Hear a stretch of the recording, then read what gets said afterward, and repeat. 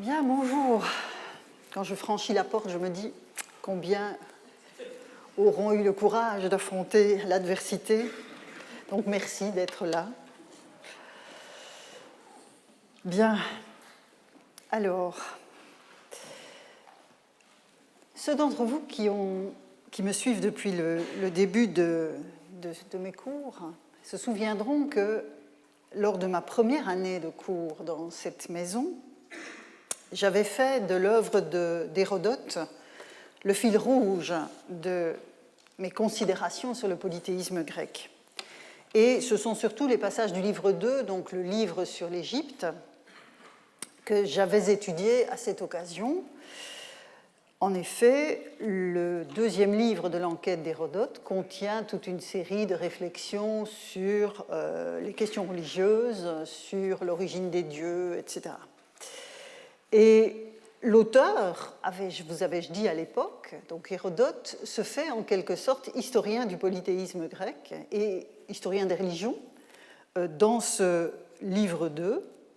Et la démonstration de l'enquêteur se fondait sur la conviction que l'Égypte avait joué un rôle essentiel dans la manière dont les Grecs se représentaient leurs dieux. Et même aussi, si vous vous en souvenez, dans la manière dont les Grecs honoraient leurs dieux, puisque la réflexion diffusionniste d'Hérodote portait non seulement sur la représentation des dieux et le nom des dieux, on va y revenir dans un instant, mais aussi sur certains cultes, certains rituels. Et donc, selon Hérodote, je rafraîchis la mémoire de ceux qui étaient là et je donne l'information à ceux qui n'y étaient pas. Selon Hérodote, les premiers habitants de la Grèce, à savoir les Pélasges, offraient des sacrifices à des dieux, dit-il, à des dieux sans les nommer. Les dieux étaient déjà au pluriel, donc c'est très important évidemment pour le point de vue polythéiste. Dans cette vision des origines de la religion grecque, Hérodote voit à l'origine une pluralité.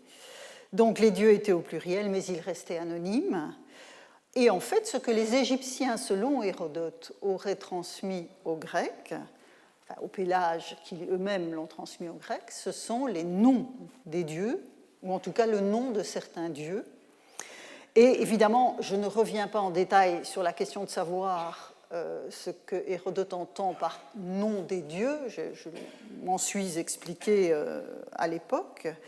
Mais je voudrais quand même relire un passage avec vous parce qu'il va m'amener au sujet d'aujourd'hui et des semaines qui suivent, à savoir la question des héros.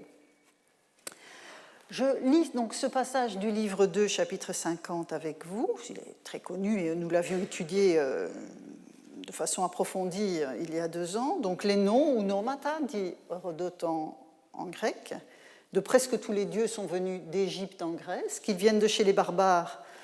Mes enquêtes me le font constater, et je pense que c'est surtout de l'Égypte, car, dit-il, à l'exception de Poséidon et des Dioscures, pour qui je l'ai déjà dit, et des Radestia, de Thémis, des Charites et des Néréides, de tous les autres dieux, les Égyptiens possèdent les noms de tout temps dans le pays.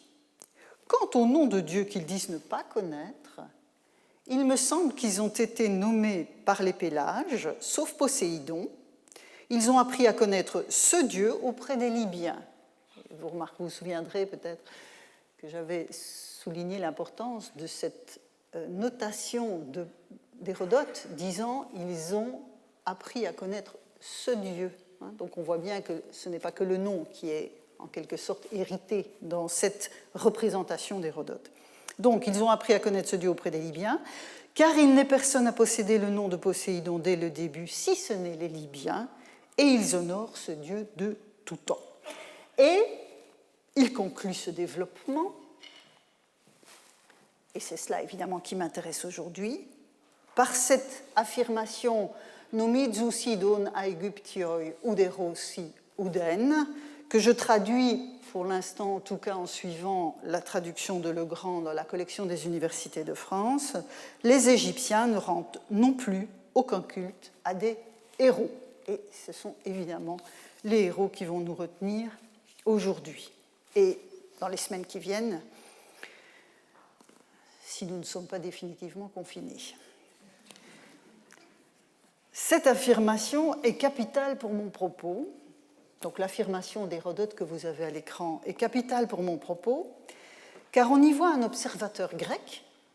C'est pour ça que je vous avais dit à quel point Hérodote était intéressant dans sa réflexion sur la religion, parce que c'est un des rares cas où on a vraiment une vision interne sur le système lui-même. Donc, on voit un observateur grec souligner très clairement qu'il s'agit là d'une spécificité de sa propre culture. L'enquêteur est en effet un voyageur, toutes les histoires en témoignent, Hérodote a beaucoup voyagé, et on peut faire l'hypothèse vraisemblable que s'il avait croisé quelque entité comparable aux héros, même en dehors de l'Égypte, il en aurait fait mention, comme il le fait par exemple pour l'Ounoma de Poséidon et les Libyens que l'on vient de voir il y a un moment, enfin, il y a un instant. Donc l'Ounoma de Poséidon, dont la connaissance n'est pas venue d'Égypte. Donc il n'y a pas de Poséidon en Égypte, dirions-nous, mais il vient d'ailleurs. Pour les héros, vous voyez qu'il y a simplement le constat que les Égyptiens ne connaissent pas ce type d'entité, mais il n'y a pas de réflexion, comme on l'a pour Poséidon, sur une autre origine possible. Donc on a là quelque chose qui est considéré par Hérodote comme étant spécifique. Donc pour un observateur grec de l'Orient méditerranéen, ce qu'est Hérodote, les héros apparaissent comme une particularité grecque. Mais que sont les héros ? Après avoir parlé pendant plusieurs semaines de la question du daimon, enfin plusieurs semaines, même l'année dernière plusieurs mois, puis le début de cette année, la question du daimon en tant qu'entité cultuelle, puis les 2 semaines qui viennent de s'écouler, cette réflexion sur les nymphes en tant que figure divine d'entre-deux. Donc maintenant la question se pose, dans ce monde suprahumain des Grecs, où apparaissent les héros dans toute une série de documents que nous avons vus ensemble, et notamment ces fameuses lamelles de Dodone où les consultants s'interrogent sur l'entité qu'il faut prier ou à laquelle il faut sacrifier, quel dieu, quel héros, puis quel daimon faut-il honorer. Donc on voit bien que les héros font partie du paysage, mais il faut évidemment essayer de comprendre exactement ce dont il s'agit. Alors, Hérodote ne précise pas, vous remarquez, je n'ai rien coupé en termes d'explicitation, de définition. Après cette affirmation du livre 2, chapitre 50, Hérodote passe à autre chose, poursuit sa réflexion, mais sans plus s'interroger sur les héros. Mais le contexte de son affirmation, le fait que ça suit le passage que nous venons de voir, le contexte de son affirmation induit le fait que nous avons affaire à des entités suprahumaines avec lesquelles des groupes humains entrent en relation. Ça, c'est la première certitude que l'on peut tirer de cette affirmation. Je reste encore un moment face à ce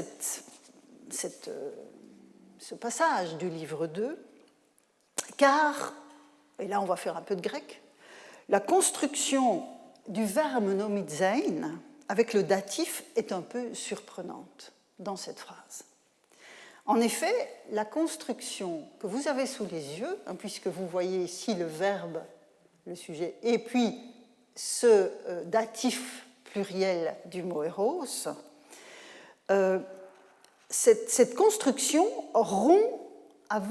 marque une rupture avec ce que l'on a l'habitude de trouver pour d'autres entités suprahumaines, que sont les dieux, chez Hérodote ou ailleurs.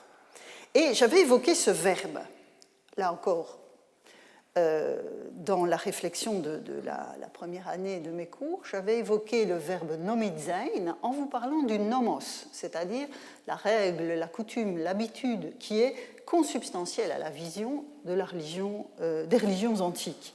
Et donc les nomos et les coutumes dans lesquelles s'inscrivait le culte des dieux. Et la construction appelait alors un accusatif. Comme ici, au livre 4, c'est un passage que nous avions vu à ce moment-là, on voyait donc une réflexion d'Hérodote sur les dieux des Scythes. Donc les seules divinités à qui donc les Scythes, adressent des prières sont les suivantes. En premier lieu, Hestia, puis Zeus, Gai, ensuite Apollon, Aphrodite Urania, Héraclès et Arès. Ceux-là, donc sous-entendu tous ces dieux, tous les Scythes les reconnaissent. Et vous voyez ici une forme du verbe nomizein avec un accusatif. L'exemple le plus clair de cette construction, et nous l'avions vu aussi, se trouve dans l'acte d'accusation de Socrate, tel que Xénophon l'a conservé dans les Mémorables, au livre 1, chapitre 1-2. Je relis l'accusation avec vous. Socrate est coupable de ne pas reconnaître, alors on verra qu'il faut nuancer cette traduction, et voilà le verbe donc nomizein qui se trouve derrière la traduction. Socrate est coupable de ne pas reconnaître les dieux reconnus par la cité et d'introduire d'autres divinités nouvelles. Il est aussi coupable de corrompre les jeunes gens. C'est évidemment ici la formule nomizei theus, donc hous men epolis nomizei theus ou nomizon, qui m'intéresse. Vous voyez que la construction du verbe avec théos se fait à l'accusatif. Alors, pour essayer de comprendre cette distinction, qui pourrait a priori sembler relativement anodine, qu'en est-il des autres constructions de nomizein avec le datif chez Hérodote lui-même? J'essaie de mettre cette expression en série. Alors, il y a des parallèles et les expressions concernent alors, je vous ai mis deux exemples sous les yeux, concernent alors l'usage que l'on a du complément qui apparaît au datif, ce qui est assez logique en grec. Donc, par exemple, toujours au livre 4, Hérodote nous dit « Les sauromates usent de la langue scythique que depuis les temps anciens, ils parlent de façon incorrecte. » Et vous voyez ici, je l'ai mis en évidence en grâce, vous avez, phone no mitsushi. Donc, ils utilisent la langue des sauromates. Deuxième exemple, toujours au livre 4, chapitre 63, « Tels sont les sacrifices établis chez les Scythes », c'est ce qu'il vient d'évoquer. Ils n'y emploient jamais de porcins et ne veulent pas du tout élever de ces bêtes dans leur pays. Et vous voyez la même construction avec le datif et numitsushi. Si je sors maintenant du texte d'Hérodote pour aller chez un presque contemporain, Thucydide, on retrouve la formule, la construction avec le datif, par exemple ici, nomizontes agositusias, donc des concours et des sacrifices étant en usage toute l'année, ou ici, avec Eusébéia, une conduite pieuse n'était en usage dans aucun des deux camps, la traduction étant plus facile quand on retourne et qu'on fait du datif le sujet du verbe. Donc, on voit clairement dans ces exemples que c'est l'usage traditionnel de ce qui apparaît au datif qui est mis en avant.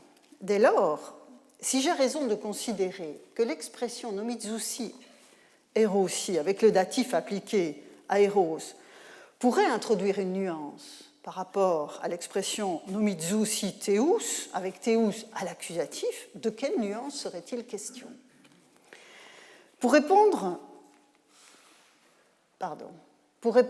je dois revenir brièvement aux conclusions tirées il y a 2 ans de l'analyse de l'expression nomizousi theus. J'avais consacré toute une leçon à cette problématique.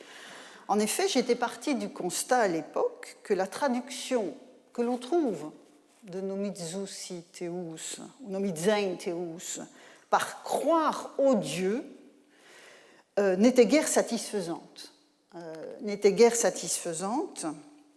Et ce pour 2 raisons. Tout d'abord, le français croire est très ambigu et trop chevillé à la dimension dogmatique d'un credo pour être utilisé dans l'analyse, dans la description des polythéismes. C'était ma première raison. Deuxième raison, le verbe grec nomizein recèle effectivement une dimension cognitive du type croire que, penser que, considérer que, dans le sens d'une adhésion à une proposition, c'est un des sens possibles de nomizein, mais par la construction même du verbe. Je vous rappelais que j'en avais parlé à propos du nomos, de la coutume, de la tradition, de l'habitude. En raison même de cette construction avec nomos, il intègre le registre de la coutume, et donc des actes traditionnels posés en regard d'une adhésion à une proposition. C'est pourquoi j'avais proposé de traduire à l'époque nomizein tous theus par un double verbe, reconnaître et honorer, c'est-à-dire une démarche à la fois cognitive, on reconnaît l'existence d'un Dieu, et on l'honore, c'est-à-dire qu'on l'intègre dans le nomos de la communauté en question. Et cette conclusion se fondait notamment sur les passages d'Hérodote parlant des dieux en tant que divinités identifiées et honorées en fonction de cette identification, mais aussi sur des passages de Pausanias qui, 7 siècles plus tard, évoquaient par exemple, je vous remets un des passages sous les yeux, des statues de dieux, donc vous avez ici agalmata, théon agalmata, que les Grecs reconnaissent et honorent. Alors ici, j'ajoute honore que je n'avais pas indiqué dans la traduction, mais il faut, dans cette reconnaissance, il y a l'hommage qui l'accompagne. Et donc, vous voyez, encore une fois, ici, nous avons un accusatif. Donc, c'est vraiment cette construction. Et l'acte d'accusation de Socrate ne signifie pas que Socrate ne croyait pas aux dieux, parce que, j'ai envie de dire, en grec, ça ne veut rien dire, mais il était accusé de ne pas reconnaître et d'honorer les dieux. Donc, on avait vu que c'était vraiment ce double mouvement qui se retrouvait dans la construction avec l'accusatif. Il y a un processus cognitif derrière le verbe, ainsi qu'un hommage qui puise aux traditions d'un groupe humain. Alors, je suis retournée, constatant donc ce curieux datif chez Hérodote, je suis retournée dans l'œuvre de Pausanias avec en tête le questionnement sur l'expression nomizein hérosi d'Hérodote. Et j'ai constaté que Pausanias non plus n'utilise pas le verbe nomizein pour les héros, même s'il évoque des honneurs rendus à ce type de figure. Et pour asseoir ce constat, je vous présente quelques textes, quelques passages tirés de son œuvre. Par exemple, ici, nous sommes au livre 1, chapitre 32. Pausanias parle du champ de bataille de Marathon, et que dit-il? Je lis la traduction avec vous. Les gens de Marathon honorent ceux qui moururent au combat en les appelant des héros. Donc voilà les héros que nous cherchons. On y vénère aussi Marathon, de qui l'œdème tire son nom, donc c'est le héros éponyme. Et Héraclès, et c'est un passage que nous avions vu, on prétend, alors après Héraclès il y a une incise, on prétend à Marathon que c'est le premier endroit de Grèce où Héraclès fut, alors là j'utilise la double traduction, reconnu et honoré comme un dieu, et vous avez ici à nouveau nomizein, théon à l'accusatif. Enfin, en l'occurrence, c'est un attribut de Héraclès. Il arriva, dit-on, donc vous voyez que dans ce passage, on a l'expression nomizein, théon. Il arriva, dit-on, qu'au cours de la bataille se présenta un homme qui avait l'allure et l'équipement d'un paysan. Il massacra un grand nombre de barbares avec sa charrue et disparut après le combat. À la question des Athéniens, le dieu, c'est-à-dire l'Apollon de Delphes, sans rien dire d'autre sur ce personnage, leur ordonna de rendre des honneurs à Ékétlaios comme à un héros, et vous avez ici l'expression, donc il leur donne d'honorer Ékétlaios en héros. Or, je dirais que spontanément, on aurait pu s'attendre à avoir ici le nomizein, héros, avec héros à l'accusatif. Parce que précisément, c'est de cela qu'il s'agit dans l'oracle de Delphes. Il s'agit de reconnaître et d'honorer une figure suprahumaine. Mais vous voyez que ce n'est pas la forme qui est utilisée par Pausanias dans ce texte. Alors, on pourrait considérer évidemment, face à cet exemple, qu'il s'agit d'une variatio stylistique, utilisée parce que l'expression est utilisée par Héraclès et que Pausanias aurait fait du style en n'utilisant pas deux fois la même expression. Mais dans le cas d'un autre passage du livre 1, chapitre 36, dans un contexte tout à fait similaire, puisqu'il s'agit cette fois de la bataille de Salamine, voici ce que Pausanias nous dit. Donc, à Salamine, il y a d'un côté un sanctuaire d'Artémis et d'autre part le trophée de la victoire dont Thémistocle, fils de Néoclès, fut l'artisan pour les Crêtes. Donc, nous sommes bien dans ce contexte de la bataille de Salamine en 480. Il y a aussi un sanctuaire de Kykreus, et voilà l'explication, lors du combat naval des Athéniens contre les Mèdes, un serpent, dit-on, apparut au milieu des vaisseaux, un oracle du dieu révéla aux Athéniens que c'était le héros qui creuse. Donc vous voyez qu'on est dans un cadre extrêmement comparable. Et on retrouve le serpent qui signale le héros tel qu'on l'a vu il y a quelques semaines. Alors, ce qui creuse était honoré, là, Pausanias ne le dit pas ici, mais était considéré comme le fils de Poséidon et de la nymphe éponyme de l'île de Salamine. Et les deux interventions miraculeuses, donc celle d'Ékétlaios ou Ékétlos, ça dépend des formes, et de Kykreus, sont respectivement donc associées à la bataille de Marathon et à celle de Salamine, et mettent en scène des figures hors normes, que ce soit un homme qui massacre les ennemis avec sa charrue, ce qui n'est quand même pas singulier, ce qui est plutôt singulier, ce n'est pas commun, et un serpent qui sème la panique parmi les mêmes ennemis revenus 10 ans plus tard. Alors l'intervention suprahumaine dans un et l'autre cas doit être interprétée, et donc on va voir l'oracle, afin de rendre nommément les honneurs dus à la figure secourable.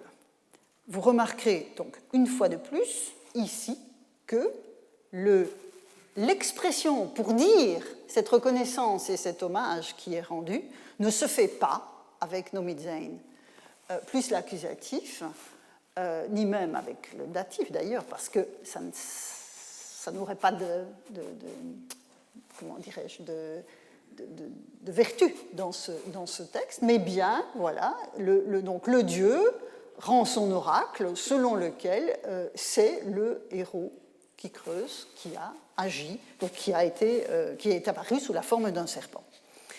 D'autres cas dont la périégèse concernent des figures qui ne relèvent pas de ce que Pausanias appelle par ailleurs l'âge des héros, et bon là, je ne m'y attarde pas parce que je vois que le temps passe, mais on a chaque fois des expressions donc, qui font intervenir la notion de timé, donc dommage, avec donc cette expression des héros, où vous voyez ici les timai, athé, héros, les hommages comme à un héros. Alors, un dernier exemple, qui est sans doute le plus souvent invoqué dans la bibliographie sur les héros grecs, c'est celui de Cléomédès d'Astypalaïa. Et ce Cléomédès avait en fait concouru à Olympie au début du 5e siècle avant notre ère. Donc vous voyez qu'on n'est plus là dans les enfants de Dieu et de nymphes, mais dans des contextes historiques, que nous appelons historiques. Donc ce Cléomédès est censé donc avoir vécu à la charnière entre 6e et 5e siècle avant notre ère. Il a concouru à Olympie dans l'épreuve de boxe, mais la victoire qu'il avait remportée lui a été refusée parce qu'il avait eu la malencontreuse idée de tuer son adversaire. Et comme on l'a privé de sa victoire pour cette raison, il nous raconte Pausanias, il en perd la raison.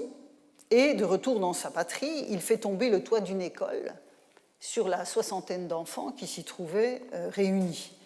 Et donc les gens du lieu, bien légitimement, se mettent à pourchasser le meurtrier.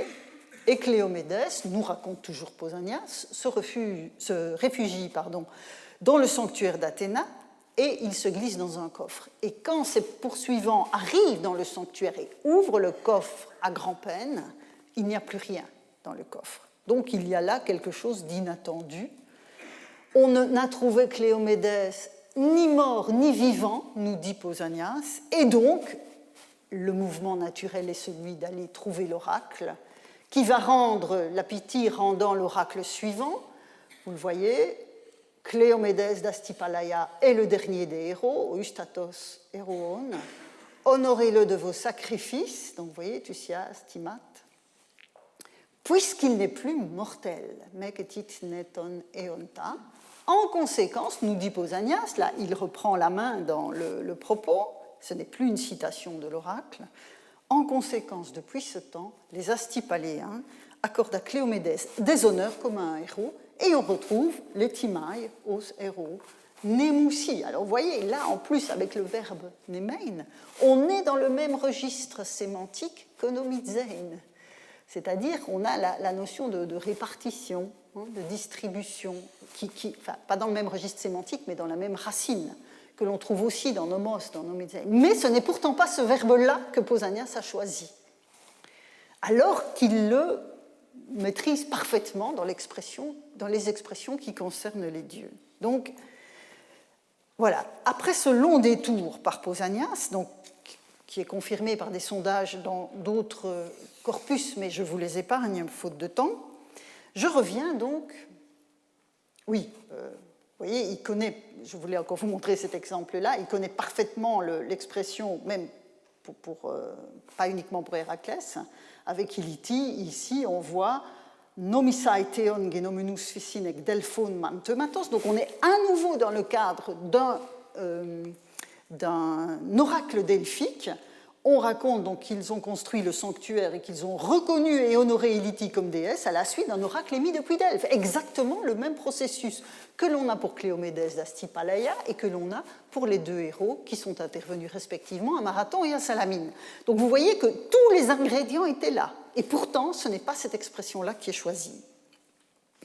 Donc, après ce long détour dans l'œuvre de Pausanias, je reviens à Hérodote et à ce passage donc, du livre 2, chapitre 50, où on a le datif. Alors, l'usage du datif me paraît souligner une distinction importante entre héros et dieux, outre le fait que les Égyptiens ne connaissent pas les héros.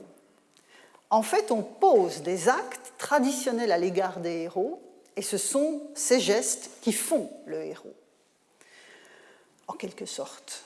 Tandis que les dieux sont dieux, indépendamment des gestes qui sont accomplis en leur honneur. En clair, quand Hérodote recourt au verbe nomizein avec l'accusatif théous, cet emploi, donc on a vu que c'était le cas à plusieurs reprises, cet emploi implique une démarche cognitive de reconnaissance d'un existant et les honneurs que cette reconnaissance implique. Un tel usage correspond à sa vision de l'origine des dieux grecs, puisque les dieux grecs existent de tout temps et que chaque groupe humain les identifie en nombre variable par des noms spécifiques. En revanche, quand le verbe est construit avec le datif, la dimension cognitive se dissout. Quand il s'agit de la voix, de la langue, quand il s'agit des porcins, on utilise aussi, enfin on a des exemples aussi un peu plus récents de nomizein plus datif avec de la monnaie, donc on voit bien que c'est cet usage concret. Donc quand on parle une langue, on élève des porcs, on participe à des fêtes, la dimension cognitive se dissout. Et c'est la dimension concrète d'un usage qui est soulignée. Et je pense que ce constat nous dit quelque chose sur le statut des héros par rapport à celui des dieux. Et je reviendrai évidemment sur ce point tout au long des prochaines leçons. Je retiens à ce stade que dans ce propos d'Hérodote qui est écrit dans la deuxième moitié du Ve siècle, c'est la pratique traditionnelle qui semble constituer les héros cultuels. Donc ça, c'est vraiment un point qu'il nous faudra approfondir dans la suite. Alors, vous vous demanderez peut-être, parce que depuis une demi-heure, je vous parle d'œuvres en prose, que ce soit Hérodote, Thucydide ou Pausanias, alors que le titre de la leçon annonçait des définitions poétiques. En fait, en préparant le cours, je me suis dit que j'aurais sans doute dû, pour refléter plus justement le propos, en tout cas de ce cours-ci, parler de statut des héros, tradition narrative. Mais la poésie n'est pas loin, et je vais y arriver, car l'épopée archaïque et les œuvres d'Hésiode forment en fait l'arrière-plan de la réflexion des auteurs dont j'ai parlé. Et j'en arrive dès lors à ce que j'avais annoncé, à savoir les définitions poétiques. Alors, vous le savez maintenant, depuis quelque temps que vous me suivez, j'obéis toujours à Hérodote et je commence par Homère et Hésiode quand il s'agit d'étudier la représentation du monde suprahumain des Grecs, et je ne vais pas déroger à cette règle aujourd'hui, puisqu'il est quasiment impossible de parler de héros grecs sans commencer par l'épopée homérique qui est le creuset par excellence du héros. L'Iliade compte alors là, vous allez m'aider. L'Iliade compte une bonne septantaine d'occurrences. J'ai essayé de dire ça dans votre français à vous. On dit quoi, une soixante-dizaine? On est d'accord que ça ne marche pas. Donc j'assume la septantaine. Donc, l'Iliade compte une bonne septantaine d'occurrences et l'Odyssée en présente 40. Alors, dans l'écrasante majorité de ces emplois, le mot est appliqué à des humains qui agissent au sein de l'intrigue poétique et qui sont donc vivants. Alors, on va passer rapidement en revue les occurrences du terme, enfin les types d'occurrences que l'on rencontre. Alors, le plus clair, c'est évidemment d'entrée de jeu dans l'Iliade, quand il s'agit d'invoquer la muse.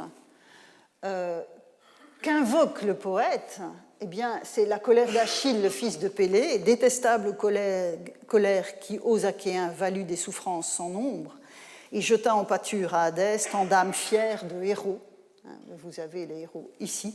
Tandis que de ces héros même, elle faisait la proie des chiens et de tous les oiseaux du ciel pour l'achèvement du dessein de Zeus. Donc, on voit ici la dissociation entre le corps du héros qui est dévoré par les chiens, tandis que sa psyché, vous avez ici, c'était comme les nymphes la semaine dernière, ce souffle de vie qui s'en va dans l'Hadès.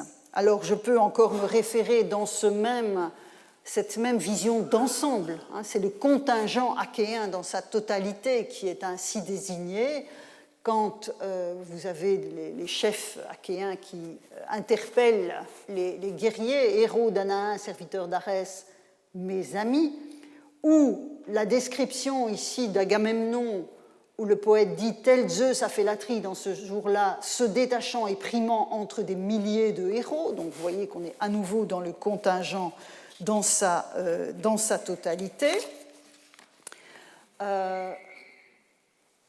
Vous avez... Oui, pardon, je sautais celui-là.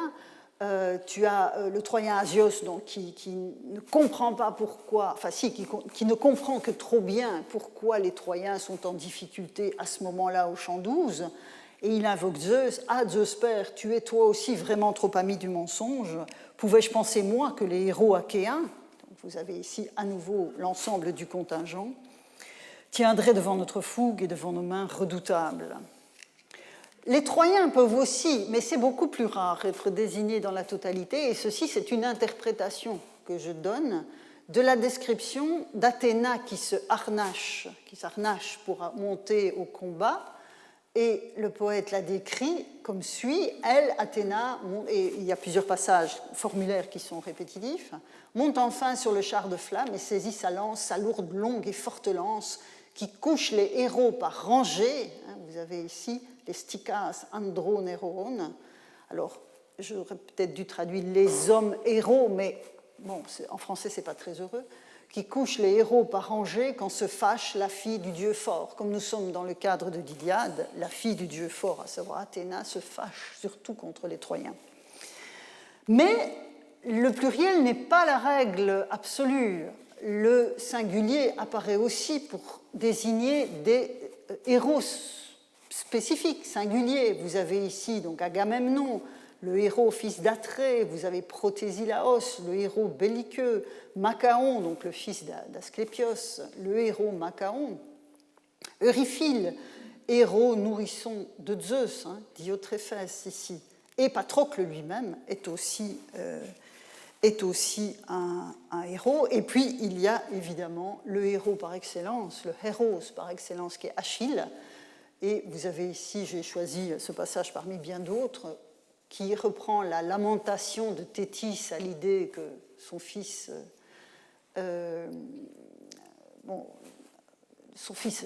connaîtra la mort au terme du siège de Troie. « Ah, misérable que je suis, dit-elle à ses compagnes Néréides. » Donc Thétis, « Ah, misérable que je suis, mère infortunée d'un preux, j'ai donné la vie à un fils puissant et sans reproche, le plus grand des héros. » Et donc vous avez ici à nouveau donc, cette catégorisation de la figure d'Achille. Alors je parlais de héros du présent de l'intrigue, mais quelques occurrences désignent en fait des figures du temps passé par rapport au temps de l'intrigue. Ainsi, par exemple, dans le discours que Phénix fait à Achille pour essayer de le convaincre de revenir au combat, il lui dit, j'ai pris ce passage, « Jusqu'à ce jour, nul ne t'eût fait grief de garder ton courroux. » Mais il faut que ça s'arrête, c'est ça que ça veut dire. « Nul ne t'eût fait grief de garder ton courroux. » C'est déjà ce que nous apprenaient les exploits des héros d'avant. Vous voyez ici donc les Cléa, Androne, Hérone, Prostène, quand un dépit violent pouvait prendre l'un d'eux. Donc ici, vous avez une sorte de jurisprudence dans la colère des héros, et on voit bien que la notion de héros va s'appliquer aussi aux générations antérieures à Phénix lui-même. Donc on est toujours dans le registre de l'exploit guerrier qui mène à la gloire. Tout ce que je vous ai montré jusqu'à présent, c'est évidemment, dans le contexte de l'Iliade, on pouvait s'y attendre, lié à la guerre. Alors l'Odyssée, par définition, présente un panorama plus varié, puisque l'intrigue ne se concentre plus sur un champ de bataille.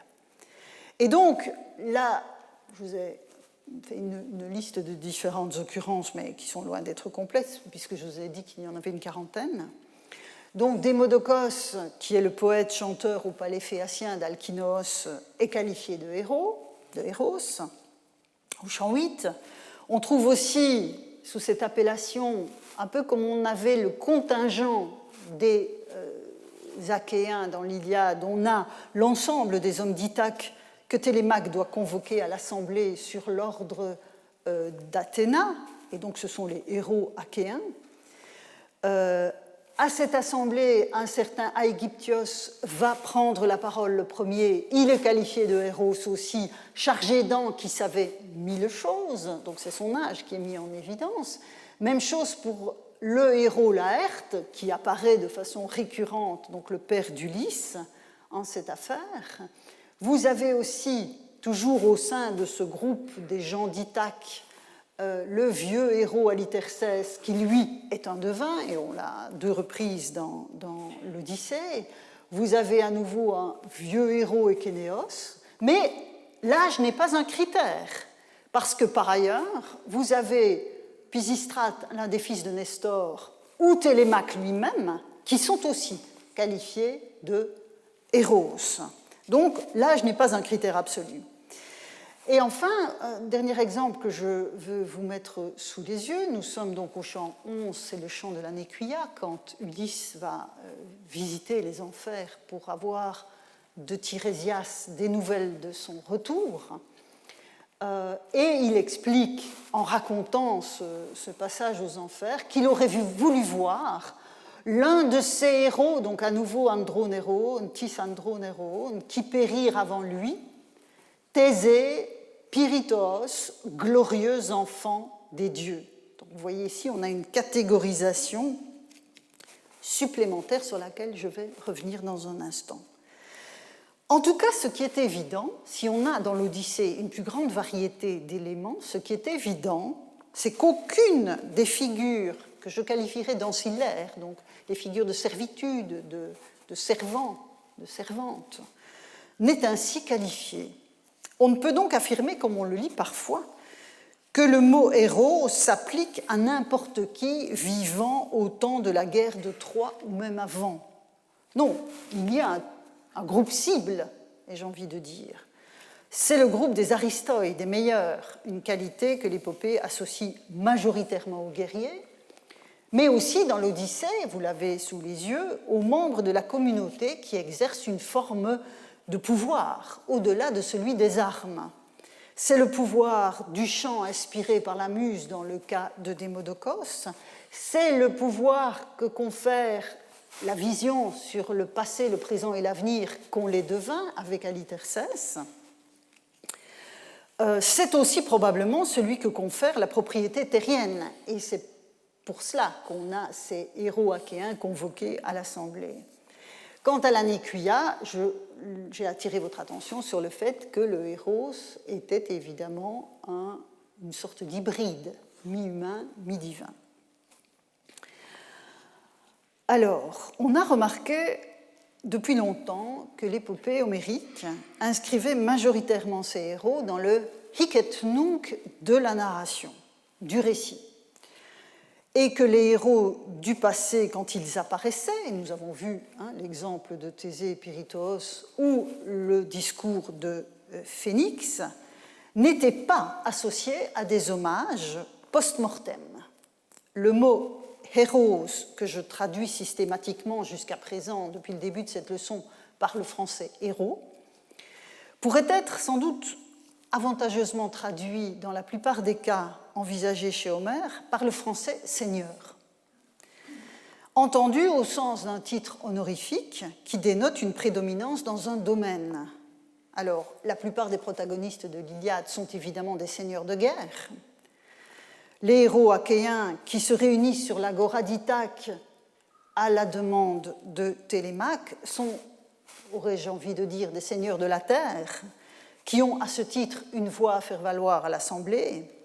Quant à Démodocos et Halithercès, comme je vous le disais, c'est la maîtrise d'un art divin qui en fait des maîtres dans leurs domaines respectifs, le chant poétique pour l'un, la divination pour l'autre. Donc, les héros homériques, quoi qu'on en ait dit, et je reviendrai sur l'historiographie du thème la semaine prochaine, les héros homériques ne sont pas des figures cultuelles. Et la gloire qui peut s'attacher à leur nom, voire à leur tombeau dans un paysage donné, parce qu'on a quelques occurrences que je n'ai pas reprises ici, mais dans l'Iliade, la mention de tombeaux, de tumuli, qui sont comme des marqueurs dans le paysage de la gloire passée, de la gloire d'un seigneur de guerre. Donc, il y a une gloire qui s'attache au nom, qui s'attache au tombeau, mais qui n'est pas rituellement construite. Or, ce dont Hérodote, je reviens à Hérodote, ce dont Hérodote affirme l'absence chez les Égyptiens, ce sont précisément les héros en tant que figures cultuelles. Et donc, avant de plonger, mais ce sera pour la semaine prochaine, dans les débats historiographiques sur ces questions, je voudrais évidemment convoquer, et ce sera la dernière partie du cours d'aujourd'hui, convoquer mon deuxième référent poétique pour saisir les définitions et le statut des héros, à savoir Hésiode. Alors, la théogonie, bon, l'affaire sera vite réglée, si je puis dire. La soixantaine de vers qui terminent la théogonie telle que nous la connaissons s'ouvre sur une nouvelle invocation aux muses. Et vous voyez ici, maintenant, dit le poète, chantez la tribu des déesses, vous voyez, Théaon, Phulon, ô muses aux douces paroles, muses olympiennes, filles de Zeus, porte égide, toutes celles qui, couchées aux côtés d'hommes mortels, immortels, vous voyez ici l'opposition, le jeu sur les différents statuts, vous avez les Tnétos ici et les déesses qui sont Athanatai, immortels, mirent au monde des enfants pareils aux dieux. Alors, de la petite dizaine de déesses concernées, seuls les amants de Déméter et d'Aphrodite reçoivent explicitement le titre de héros, sans qu'il faille leur appliquer de statut spécifique par rapport aux autres hommes mortels aimés des déesses, ou pas aimés des déesses, mis au monde par les déesses. Il s'agit à nouveau, vous le voyez ici, donc Déméter qui s'unit dans la Philothèse à Iasion, héros. Vous avez Aphrodite et Anchise, on en a parlé à propos des nymphes la semaine dernière, Anchise héros. Il s'agit à nouveau de l'appellation honorifique de seigneur que nous avons vue à l'œuvre chez Homère. Nous sommes dans un formulaire absolument comparable. En revanche, les travaux et les jours, c'est une autre affaire. Ils présentent davantage d'intérêt et nous font retrouver ce qu'on appelle familièrement le mythe des races, que j'avais proposé d'appeler l'année dernière en vous parlant du daimon, le récit des 5 espèces humaines, ou des 5 guénets, si on ne traduit pas. Je l'ai brièvement évoqué, ce récit, la semaine dernière à propos des nymphes des frênes et la 3e espèce humaine, celle de bronze, qui était fabriquée par Zeus à partir des frênes. Donc on était revenu à ce texte la semaine dernière. Et ici, vous avez sous les yeux la structure du récit, pour la remettre en place. La structure du récit qui commence donc par une déclaration liminaire annonçant un nouveau récit, puisque en fait, vous vous souviendrez sans doute que Hésiode vient de parler de la crise prométhéenne et il enchaîne par cet autre récit. Et le poète souligne que le thème de ce récit est la commune origine des hommes et des dieux. Retiens en ton esprit, dit-il à son interlocuteur, comment Dieu et humain mortel ont même origine. Une affirmation d'ailleurs qui a plongé maints interprètes dans un abîme de perplexité, et vous savez que quand on est perplexe devant un vers épique, en général, on l'élimine. Ici, je le maintiens parce que je pense effectivement que c'est important, et je reviendrai sur ce point, mais plus tard dans la série de leçons. Alors, après cette déclaration liminaire, s'en suivent 3 espèces d'hommes caractérisés par le nom de métal, créées les 2 premières par les dieux olympiens. Vous voyez ici Athanatoi Olympiado Matekontos. Ici aussi, vous avez Olympiado Matekontos, donc ceux qui tiennent l'Olympe. La 3e étant, elle, créée, fabriquée par Zeus lui-même. Alors, le choix du vocabulaire de la fabrication, j'ai mis chaque fois le verbe en italique, rompt évidemment avec le système généalogique de la théogonie. Même s'il faut prendre cette idée de fabrication avec toute la nuance requise, parce que, par exemple, dans le cas des hommes d'argent, dans le poème, à un moment donné, parlant des hommes d'argent, Hésiode fait référence à leur mère. Donc vous voyez que les références sont brouillées. Alors, donc vous avez la première espèce, le premier génos qui est d'or, le deuxième qui est d'argent, le troisième de bronze, sans commune mesure avec celui d'argent, et vous vous souvenez, né d'Éphrène. Mais ce qui m'intéresse ici, c'est le sort post-mortem de ces 3 premiers ensembles. Donc vous rappelez que le premier ensemble, à savoir le génos d'or, une fois que les hommes meurent, puisque ce sont des hommes, ils meurent, ils deviennent donc les daimonos par la volonté du grand Zeus, chose dont nous avons déjà abondamment parlé, mais qui reste important pour le raisonnement autour des héros qui m'occupent maintenant. Donc, ils deviennent des daimonos de Zeus. Les hommes d'argent, quant à eux, qui sont des êtres qui restent de grands enfants pendant 100 ans, nous dit le poète, puis leur jeunesse se consume dans la démesure, et un des points de cette démesure, c'est qu'ils refusent de rendre des hommages aux dieux. Les dieux ne sont manifestement pas trop rancuniers, puisque quand ils sont ensevelis, Zeus leur maintient un privilège. Les mortels, nous dit le poète, les appellent les bienheureux sous la terre. Donc vous avez ici les Makaros Hypoctonioi, entité seconde, vous voyez, il y a une gradation, mais dotée elle aussi d'un privilège. Et vous voyez vous voyez la notion de Timée qui revient, que l'on a vu tout à l'heure dans cette comparaison que je faisais avec les expressions pour dire les hommages rendus aux entités suprahumaines. Donc c'est un point important auquel il faudra qu'on revienne. Et enfin, la 3e espèce, le 3e génos, lui, vu sa démesure intégrale, n'a aucune postérité. Mais vaincus par leur propre force, les uns et les autres s'en vinrent dans la vaste demeure d'Hadès le lugubre, privés de nom, c'est ce qui est le plus terrible, privés de nom, nonumoi, dit le grec, la mort les prenait malgré leur bravoure, la noiraude, ils quittaient le soleil et sa claire lumière.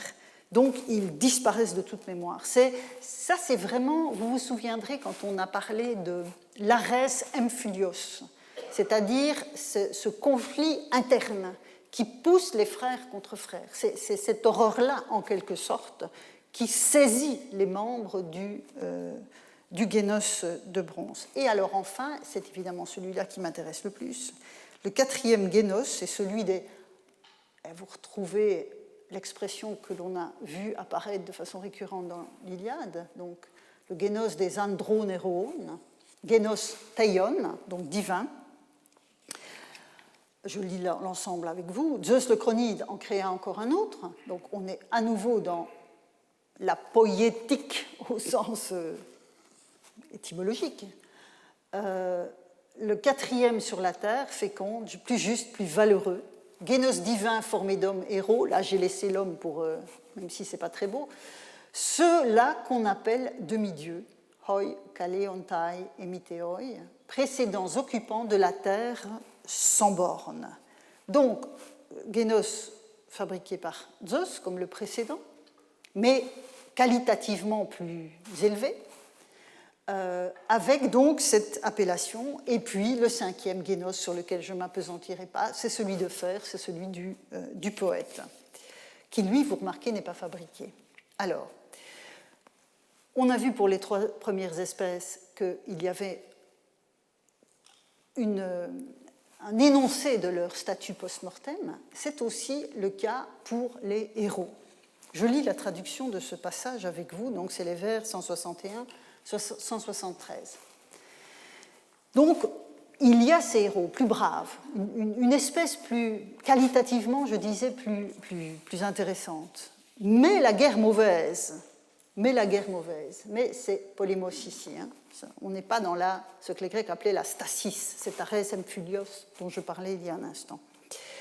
La guerre mauvaise et l'âpre combat les brisèrent, soit devant Thèbes aux 7 portes en contrée cadméenne, lorsqu'ils se disputaient les troupeaux laissés par Édipe, soit sur leur nef au-delà du vaste abîme de l'onde, s'acheminant vers Troie pour Hélène aux tresses charmantes, et où la mort qui tout achève les enveloppa.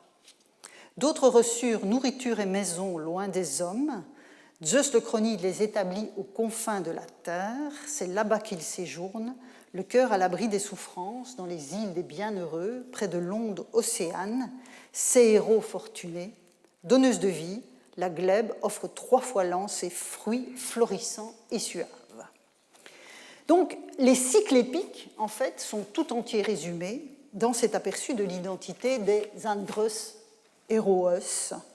Ce sont les figures du cycle troyen, du cycle thébain, c'est absolument clair dans le texte.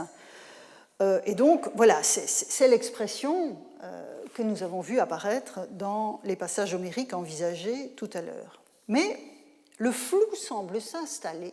On pourrait dire, voilà, on a les seigneurs de guerre que nous avons vus jusqu'à présent. Mais le flou semble s'installer dans l'expression hémitéoi, qui détermine l'appellation de ces andros héroës. C'est ce qu'a bien souligné Charles Delattre dans un article paru en 2007 dans la Revue des études grecques, mais aussi, et peut-être surtout même, Giovanni Tossetti dans un livre qui a été tiré de sa thèse de doctorat et qui a été publié en 2008. En effet, tous les seigneurs de guerre ne sont pas des demi-dieux, au sens premier selon lequel ils seraient nés de l'union d'un dieu et d'une femme mortelle, ou plus rarement d'une déesse et d'un homme mortel. Au sens strict, les hémitéoi, ce sont les figures hybrides, comme Achille, comme Énée dans l'Iliade, ou dans l'Odyssée, on l'a vu tout à l'heure, les nobles enfants des dieux, donc Théone et Ricudéa Tecna, à savoir Thésée et Pyrithoos, qui ont une double ascendance. On ne trouve en fait... Donc, il y a, si vous voulez, un problème structurel de définition de ces entités dans la manière dont Hésiode présente cette 4e espèce d'homme. Alors, Hémitéos apparaît une fois chez Homère, dans un passage vraiment très intéressant. C'est pour ça que je vous le mets sous les yeux et qu'on va un tout petit peu en parler. Bon, je vais un tout petit peu déborder. Cette occurrence apparaît au début du chant 12, dans un remarquable passage qui est une sorte d'anticipation sur le devenir du mur de défense que les Achéens ont élevé pour protéger à la fois leurs navires et le butin accumulé par 10 ans de siège. Le problème, nous dit le poète, c'est que, avant le passage que vous avez sous les yeux, c'est que pour construire ce mur, ils n'ont pas offert aux dieux les sacrifices requis.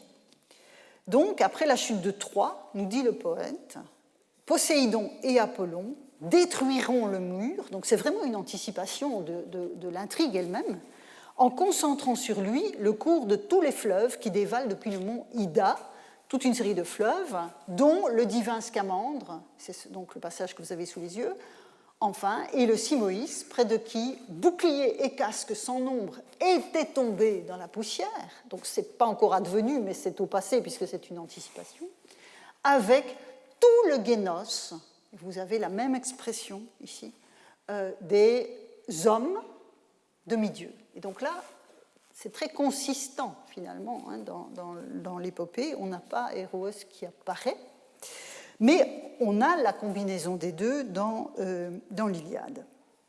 Dans les travaux. Alors, on peut évidemment hésiter donc, entre le sens propre de demi-dieu généalogiquement déterminé et le sens étendu qui pointe vers le syntagme androneron, génos androneron, lui aussi au génitif, est bien attesté dans le poème.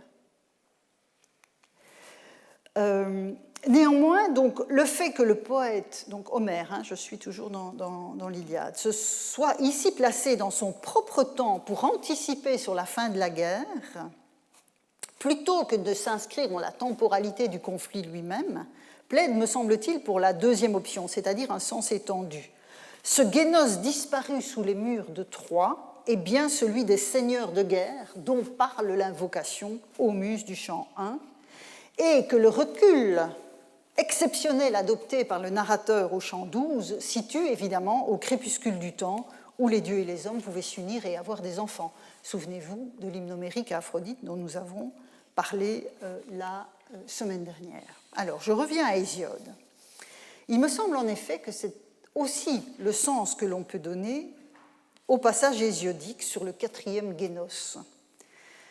En effet, la formulation porte sur une appellation et pas sur une ontologie. Ils sont appelés demi-dieux, nous dit Hésiode. Oi kaleontai emiteoi. Ils sont appelés demi-dieux. Le poète ne dit pas que c'est ce qu'ils sont au sens strict. Et je vous donne un parallèle chez Hésiode lui-même, mais dans la Théogonie cette fois. Quand il parle de Nérée, Nérée qui est fils de Pontos, donc je lis avec vous ce passage au vers 233-236, quant à Nérée, sans mensonge ni oubli, ce fut Pontos qui lui donna naissance. Donc là, nous revenons dans une perspective généalogique que nous avons déjà vue très souvent. C'est l'aîné de ses enfants. Mais si on l'appelle le vieillard, donc Gérone, c'est parce qu'il est véridique et bienveillant, qu'avec lui, les justes coutumes ne tombent pas dans l'oubli et qu'il ne connaît que des saints de justice et de bienveillance. C'est un beau cas d'appellation conventionnelle, fondée sur une attitude et non sur une ontologie. Or, donc, je mets ceci en parallèle avec ce que l'on a avec les alors en français, on n'a pas d'expression, mais en anglais, on dirait so-called, ou en italien cosidetti, mais en français, on n'a pas, malheureusement, ce genre d'expression. Mais c'est ça que ça veut dire, ceux qu'on appelle les demi-dieux. Et donc, dans l'Iliade, on a aussi un passage sur lequel Tossetti a attiré mon attention dans son ouvrage, qui donne encore, je pense, plus d'épaisseur à cette interprétation sur l'appellation. Quand Priam se lamente sur les fils qu'il a perdus, dont Hector, le plus vaillant d'entre eux, il dit ceci. Je cite, chant 24, donc vers 258-259. C'était Mestor, pareil à un dieu. Enfin, ça c'est assez banal. Beaucoup de héros sont ainsi qualifiés. Troïlos, au bon char de guerre. Hector, un dieu au milieu des hommes. Vous voyez l'opposition des deux genres. On n'eût pas dit le fils d'un homme mortel, mais bien plutôt celui d'un dieu. Donc, même si leur ascendance est humaine, les seigneurs de guerre, pour reprendre ma traduction de tout à l'heure, comme Hector, pouvaient apparaître comme des enfants de Dieu. C'est explicitement ce que son père Priam dit dans ce passage. En outre, les capacités exceptionnelles des humains de ce temps-là sont soulignées par le poète. Ainsi, par exemple, quand au chant 5, Diomède, que plus rien n'arrête, s'attaque à Énée, le fils d'Aphrodite, et Aphrodite va évidemment soustraire son fils à la mort annoncée sous les coups de Diomède, Diomède nous dit, le poète, prend une pierre dans sa main. Donc chant 5, vers 302-305. L'exploit est merveilleux. Deux mortels d'aujourd'hui ne l'apporteraient pas. Donc la comparaison n'est pas cette fois faite avec les dieux, mais nous sommes dans le registre d'une humanité aux capacités surdimensionnées et chronologiquement proche des dieux. Mais, et j'en terminerai par ce point pour aujourd'hui, le statut post-mortem des seigneurs de guerre du 4e Génos évoqué par Hésiode est plus complexe que celui des seigneurs de guerre de l'Iliade. Car si, comme dans l'Iliade, une partie d'entre eux sont, vous le voyez ici, enveloppés dans la mort qui tout achève, quelques-uns sont arrachés au sort commun des humains mortels sans pour autant rejoindre les dieux. Une fois morts, ils ne vivent pas comme des ombres sans force dans l'Hadès, mais dans les îles des bienheureux, aux confins du monde. J'ai envie de dire que le gîte et le couvert leur sont offerts dans un cadre généreusement productif.